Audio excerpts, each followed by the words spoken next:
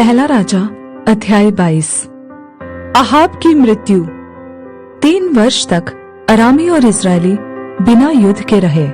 तीसरे वर्ष में यहूदा का राजा यहोशापात इस्राएल के राजा के पास गया।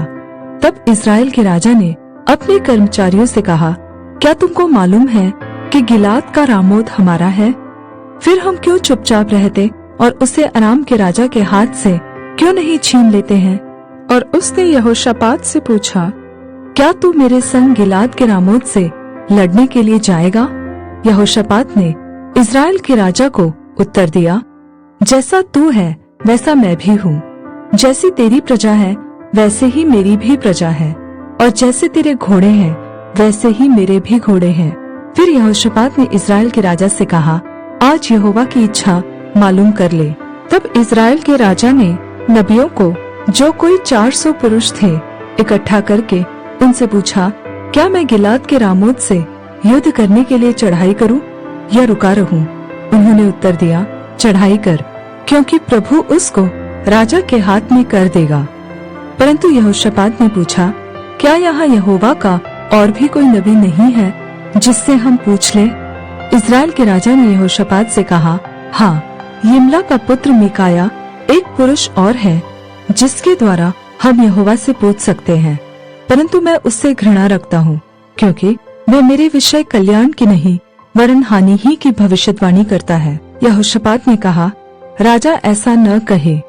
तब इस्राएल के राजा ने एक हाकिम को बुलवाकर कहा, यिम्ला के पुत्र मीकाया को फुर्ती से ले आ।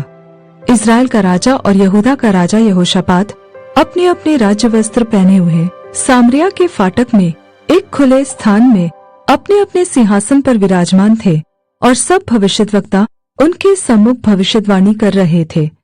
तब कनाना के पुत्र सिदकिय्याह ने लोहे के सींग बनाकर कहा, यहोवा यह कहता है, इनसे तू अरामियों को मारते मारते नाश कर डालेगा। और सब नबियों ने इसी आशय की भविष्यवाणी करके कहा, गिलाद के रामोत पर चढ़ाई कर और तू कृतार्थ हो, क्योंकि यहोवा उसे राजा के हाथ में कर देगा।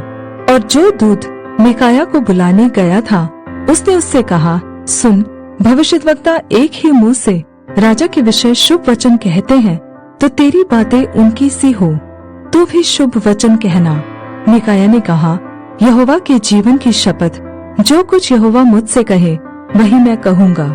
जब वह राजा के पास आया, तब राजा ने उससे पूछा, हे मीकाया, क्या हम गिलाद के रामोत से युद्ध करने के लिए चढ़ाई करें या रुके रहे?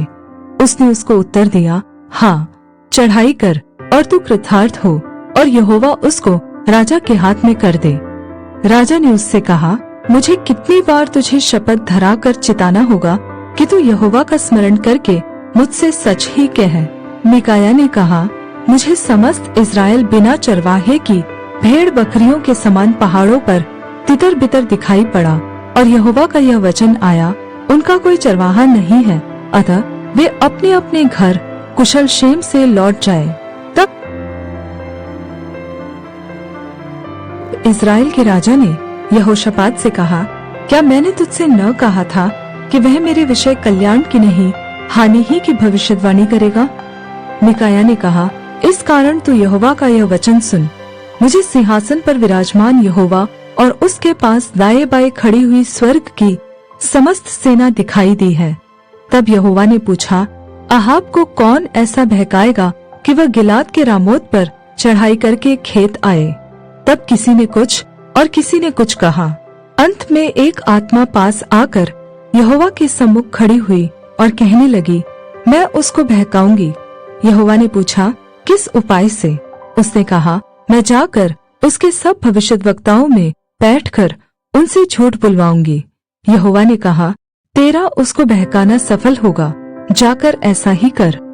तो अब सुन, यहोवा ने तेरे इन सब भविष्यद्वक्ताओं के मुंह में एक झूठ बोलने वाली आत्मा बैठाई है, और यहोवा ने तेरे विषय हानि की बात कही है। तब कनाना के पुत्र सिदकिय्याह ने मीकाया के निकट जा उसके गाल पर थप्पड़ मारकर पूछा, यहोवा का आत्मा मुझे छोड़कर तुझसे बातें करने को किधर गया? मीकाया ने कहा, जिस दिन तू छिपने के लिए कोठरी से कोठरी में भागेगा, तब तुझे ज्ञात होगा। तब इज़राइल के राजा ने कहा, मीकायाह को नगर के हाकिम आमोन और योआश राजकुमार के पास ले जा और उनसे कह, राजा यह कहता है कि इसको बंदीगृह में डालो, और जब तक मैं कुशल से न आऊं तब तक इसे दुख की रोटी और पानी दिया करो। और मीकायाह ने कहा, यदि तू कभी कुशल से लौटे तो जान कि यहोवा ने मेरे द्वारा नहीं कहा। फिर उसने कहा, हे लोगों, तुम सब के सब सुन लो। तब इज़राइल के राजा और यहूदा के राजा यहोशापात दोनों ने गिलाद के रामोत पर चढ़ाई की। और इज़राइल के राजा ने यहोशापात से कहा, मैं तो भेष बदलकर युद्ध क्षेत्र में जाऊंगा, परंतु तू अपने ही वस्त्र पहने रहना। तब इज़राइल का राजा भेष बदलकर युद्ध क्षेत्र में गया। अराम के राजा ने तो अपने रथों के 32 प्रधानों को आज्ञा दी थी, न तो छोटे से लड़ो और न बड़े से, केवल इज़राइल के राजा से युद्ध करो। अतः जब रथों के प्रधानों ने यहोशापात को देखा तब कहा, निश्चय इज़राइल का राजा वही है, और वे उसी से युद्ध करने को मुड़े। तब यहोशापात चिल्ला उठा। यह देखकर कि वह इज़राइल का राजा नहीं है, रथों के प्रधान उसका पीछा छोड़कर लौट गए। तब किसी ने अटकल से एक तीर चलाया और वह इज़राइल के राजा के झिलम और निचले वस्त्र के बीच छेद कर लगा। तब उसने अपने सारथी से कहा, मैं घायल हो गया हूँ, इसलिए बागडोर फेर कर मुझे सेना में से बाहर निकाल ले चल। और उस दिन युद्ध बढ़ता गया और राजा अपने रथ में औरों के सहारे अरामियों के सम्मुख खड़ा रहा और सांझ को मर गया। और उसके घाव का लहू बहकर रथ के पायदान में भर गया। सूर्य डूबते हुए सेना में यह पुकार हुई, हर एक अपने नगर और अपने देश को लौट जाए। जब राजा मर गया तब सामरिया को पहुंचाया गया और सामरिया में उसे मिट्टी दी गई।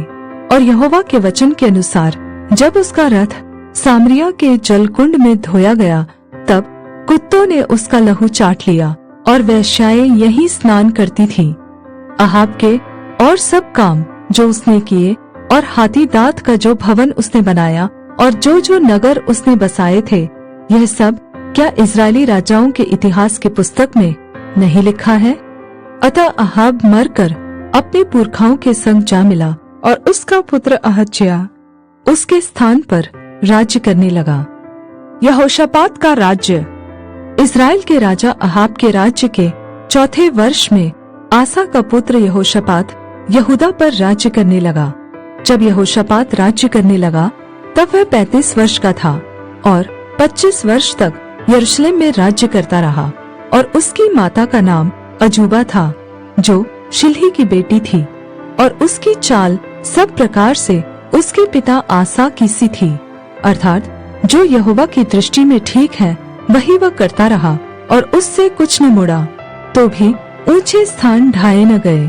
प्रजा के लोग ऊंचे स्थानों पर उस समय भी बलि किया करते थे और धूप भी जलाया करते थे। यहोशापात ने इज़राइल के राजा से मेल किया। यहोशापात के काम और जो वीरता उसने दिखाई और उसने जो जो लड़ाइयाँ की, यह सब क्या यहूदा के राजाओं के इतिहास की पुस्तक में नहीं लिखा है? पुरुषगामियों में से जो उसके पिता आसा के दिनों में रह गए थे, उनको उसने देश में से नाश किया। उस समय एदोम में कोई राजा न था, एक नायब राजकाज का काम करता था। फिर यहोशापात ने तर्शीश के जहाज सोना लाने के लिए ओपीर जाने को बनवा लिए, परंतु वे एस्योन गेबेर में टूट गए, इसलिए वहां न जा सके। तब अहाब के पुत्र अहज्याह ने यहोशापात से कहा, मेरे जहाजियों को अपने जहाजियों के संग जहाजों में जाने दे। परंतु यहोशापात ने इनकार किया। यहोशापात मरकर अपने पुरखाओं के संग जा मिला और उसको उसके पुरखाओं के साथ उसके मूल पुरुष दाऊद के नगर में मिट्टी दी गई और उसका पुत्र यहोराम उसके स्थान पर राज्य करने लगा। अहज्याह का राज्य। यहूदा के राजा यहोशापात के राज्य के 17वें वर्ष में अहाब का पुत्र अहज्याह सामरिया में इज़राइल पर राज्य करने लगा और 2 वर्ष तक इज़राइल पर राज्य करता रहा। और उसने वह किया जो यहोवा की दृष्टि में बुरा था, और उसकी चाल उसके माता पिता और नबात के पुत्र यारोबाम की सी थी, जिसने इज़राइल से पाप करवाया था। जैसे उसका पिता बाल की उपासना और उसे दंडवत करने से इज़राइल के परमेश्वर यहोवा को क्रोधित करता रहा, वैसे ही अहज्याह भी करता रहा।